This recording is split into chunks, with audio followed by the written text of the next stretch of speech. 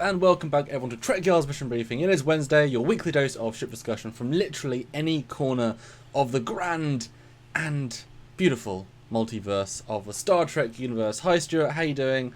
What are we doing today? I am very good, thank you for asking. Today we are going to be looking at a ship from Star Trek. Oddly enough, we never really do that, so it's worth a try. Maybe people will like it. I don't know. Maybe. Yeah. Well, we're going to be taking a look at a Klingon attack ship today. I had the wrong miniature held up. So this one. Yes, I don't have that one. This is the Eagle Moss miniature, again based on the original 3D model of the show, ones you're going to see in this episode. And this one's a weird one. This one's a fun, weird one. I'll do the... Now, I don't really remember this ship too much, so tell us when we saw it and all that. So this will be almost brand new for you. And again, new renders of the original 3D model in all its beautiful glory. And yes, it's a Klingon ship for Enterprise. I mean, what's your first impression, Stuart? I'll tell you when it came in, and let's see if it jogs your memory. It's really cool. I mean, like I've said all along with the Bird of Prey, I like it better with the straight wing or the landing configuration wings. So this pulls in that landing configuration wing style, and it's a neat looking ship. I really am impressed with this one. And I don't remember it. I really don't remember when we've seen this. And do you think you would have remembered it? So Klingon and so sharp and so aggressive. So this appeared in basically one shot. That's why I don't remember it. Okay, I'm not going crazy. There's lots of weird one-shots Enterprise. So yeah, this is sort of it's called the Klingon attack ship because it attacked Enterprise, and it's kind of in the same storyline as the Augments, if you recall from season 4. But it's the latter half when the Klingons are making Klingons, sort of half Augments. This was the ship they used to attack Enterprise, disable it very quickly, get on board, and then steal Phlox, and then doesn't appear in the rest of the episode. So it's the attack ship. It comes in like a knife and just attacks and damages and just disables Enterprise. So it was a lot of design for a very small appearance. Oh, well, that's awesome. I mean, they may have intended to reuse it at some point. I mean, Fifth season. Well, by the 4th season, they knew that it was the last season. Didn't by this point though. No, well, yeah, okay. Well, then maybe they. Anyway, it's a neat design. It's very fighter looking. So it does attack ship works for me as far as the name. I mean, it's very aggressive, as you said, and not very big, I don't think.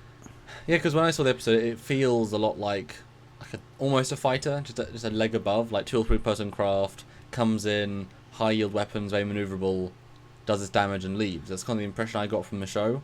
But again, there's not really anything that gives a hint about size, really. Yeah. I mean, and if everything here is scalable, I mean, the guns could just be smaller. Although while I'm thinking of it, do you think those wings, not the main bit, but the bit that connects to the guns, do you think those are pivot points?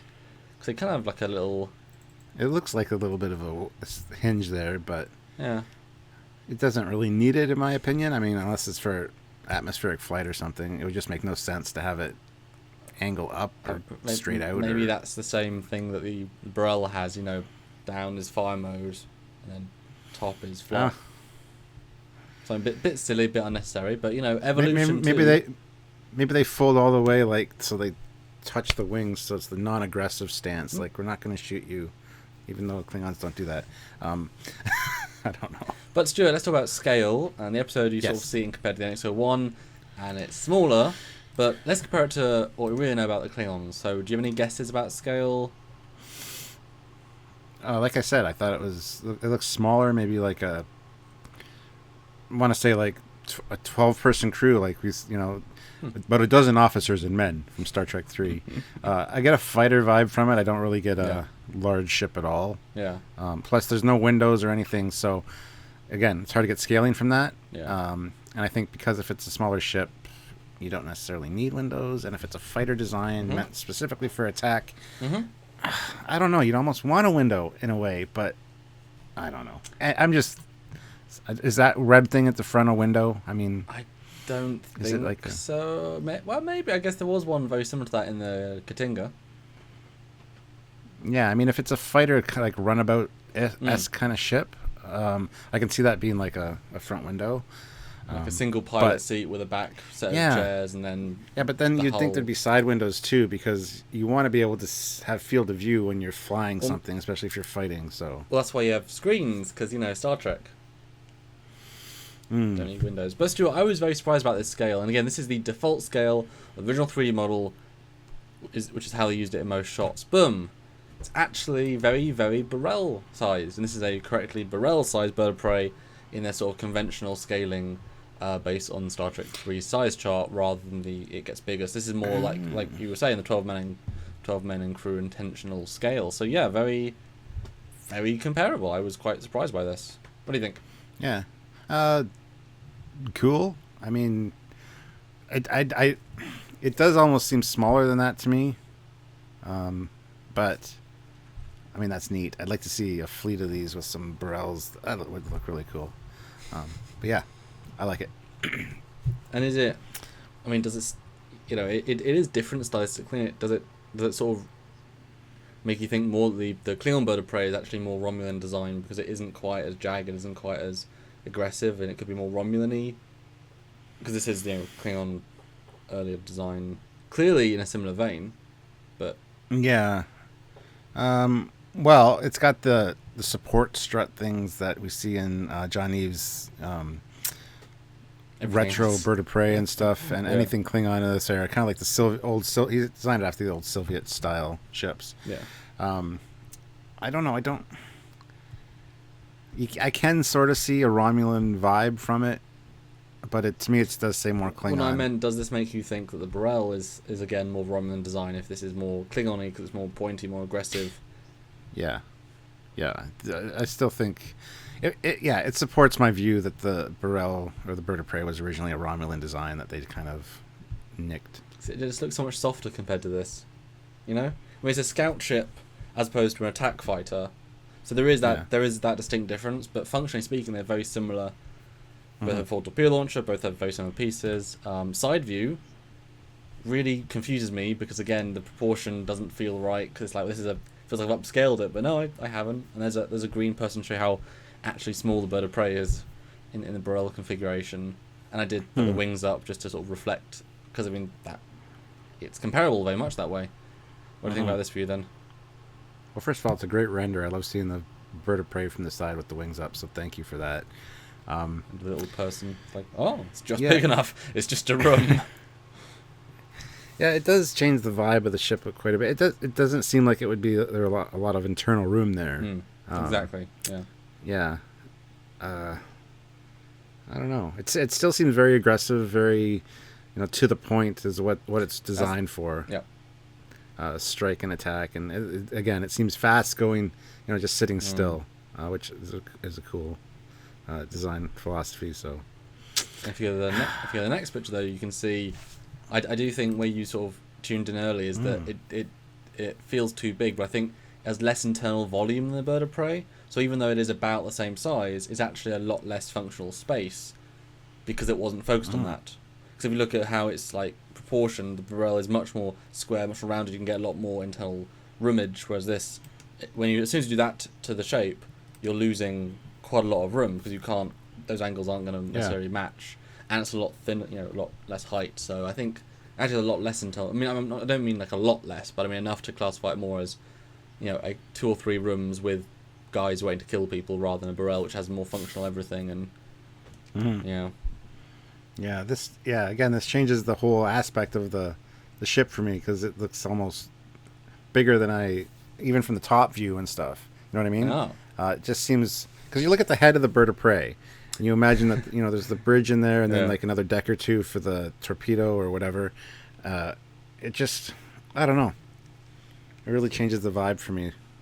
Although you can see when I did the wings in a certain position, the vibe is very similar. Actually, this is very much a same fleet sort of shot. Even the little bit of the weapon pivot, it's from the bird of prey. I mean, there you go. It's so nicely referential. And this kind of brings back to the point about the Romulan design for the bird of prey. It's little softer shapes, round and very aggressive on the Klingon, and it carries over the aspects from like the D7 and stuff of those things on the back at the whatever they're called at the top there. It's almost like they took the Romulan design and went, okay, let's build our own kind of version of this, and Wait, there you have it. In which context? Do you mean of the top ship or the bottom ship? The top ship. Like the Klingons took the Romulan bird of prey and went, okay, let's build our own version with the wings up. Because it looks very, I don't know. It looks like they're trying to mimic the bird of prey, if the bird of prey is Romulan. You know what Next picture, back view. Part of the scale thing is trying to work out how the other small details. And obviously, we don't see it much in the show. So I mean, there's this back detail. I'm assuming it could be a aft torpedo launcher, or could be a thruster port or a vent. There's so few details on the ship, which makes you think, well, what is the detail? Meaning. What does it represent? What do you think? Well, it doesn't look big enough to be a photon torpedo launcher. Yeah. It could be an escape pod. I know Klingons don't have escape pods, but they do. That's the problem. When they do. It is worth mentioning that Pierre Droulet also modelled this one. And so Pierre... I was going to say, it could also be the warp core ejection port. Oh, that's interesting. The warp core could be between the two glowing elements. That's a good call. Yeah, and just shoot it straight out the back. I was going to say, this Pierre Droulet designed built this model, so he tends to, really do high detail and good detail. He doesn't necessarily know how much they're going to be in the show, so to space, add a good detail, and there you go. And I just love the details on these one-off models. I mean, it's a really nicely detailed model, really crisp, really clean, really, yeah. And it does look like those guns have pivot points, like they're supposed to snap up and be straight. Yeah. Next picture is an underslung shot. Stuff we pretty much changes the look. It changes the feel again. It seems almost. That's almost like modern. Yeah, exactly. Yeah, and it does feel almost like modern military jet style with those that thruster, that engine. Yeah, this view is definitely more Romulan. The upswept, and you notice there at the front, next to the bridge, there's a door. That's where the door is. That's the docking port. Wow. So I guess you dock a one-person craft, or just it goes sideways and just there you go. That's how you dock. No, I love these little bottom details, and it's just obviously this guy's a simple ship for a one-off, but fun to just see. It has a door in this version. It does have a door in this version. Next picture from the front. This is a really nice view. Wow. Yeah, but I see a few different things. First of all, the front of the engines, again, they look like a MiG fighter air intakes. Yep. Yeah. And the front part, the front pod, almost looks like the Thunder Fighter from Battlestar Galactica. Or not Battlestar Galactica, from Buck Rogers, from the bottom. It's got the same 2 points and the same basic shape. Wow, that's interesting. It's a very cool view, though, because you get that lovely upswung, but doesn't look at very much. You get the big cannons, they really bold out in this version. The points look so integrated but menacing. I love the little grills. There's heat sink, there's intake, there's lots of functional things everywhere. Yeah. And yet, if you look where the door was, how rudimentary those shapes are, like a sewer pipe. Like, we sort of go, it's just a door. We don't care about the door. Make the guns good. We don't care about the door. Yeah. Yeah. Wow. It's a neat little ship for sure. Next shot is the front, and again, I think that's a deflector. I don't think that's supposed to be a weapons pod of any kind or a weapons tube. I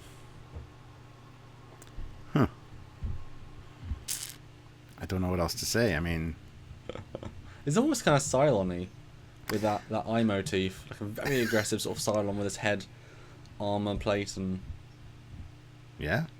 So do you think you're gonna go back and watch the episode and just say, I now know what that ship looks like, because I didn't really before. Well, yeah. I mean, like I said, when I first saw the ship today, I'm like, I don't remember this. Maybe I'm just going nuts. But am I supposed to know this?